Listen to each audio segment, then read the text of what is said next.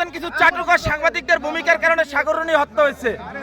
এই দেশের সেনাবাহিনী যখন পিলখানার হত্যাকাণ্ড হয়, পিলখানার হত্যাকাণ্ডের সর্বপ্রথম মিসগাইড সেনাবাহিনীকে আপনি করছেন। আপনার মিডিয়ার মাধ্যমে আপনারা যখন ভুল তথ্য দিচ্ছেন, আপনাদের মাধ্যমে সর্বপ্রথম সেনাবাহিনী মিসগাইড হয়েছে। ওই দিন পিলখানায় 57 জন সেনা অফিসার সেনাবাহিনী পিলখানায় হত্যাকাণ্ড ঘটে না।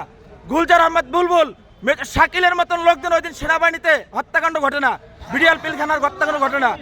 এই হত্যাকাণ্ড যখন হয়, সর্বপ্রথম মিডিয়ার মধ্যে সর্বপ্রথম আপনি মিসগাইড করছেন।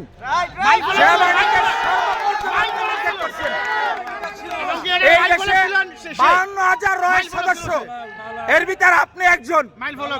এই দেশকে আপনারা ভারতের অঙ্গরাজ্য বানাবার জন্য যা করাবার তাই করছেন, ঠিক আছে?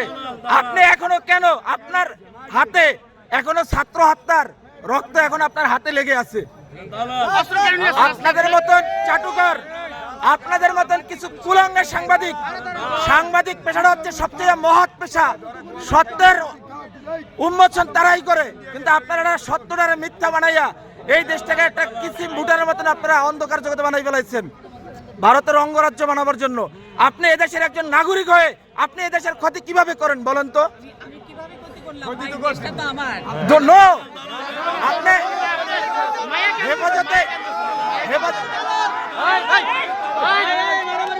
হেফাজতে ইসলামকে আপনারা কিভাবে ধ্বংস করে দিচ্ছেন বলেন? হেফাজতে ইসলাম নিয়ে আপনি মামুনুল হক সাবুজুর নিয়া, আপনি জোনায়েদ আপনি জোনায়েদ বাবুনগরে নিয়া আপনি এদেরকে নিয়ে কি মন্তব্য করছেন বলেন? এই দেশে হেফাজতে ইসলাম নিয়ে আপনার মন্তব্যগুলো কি? আমরা আপনার সমস্ত কিছু দেখছেন।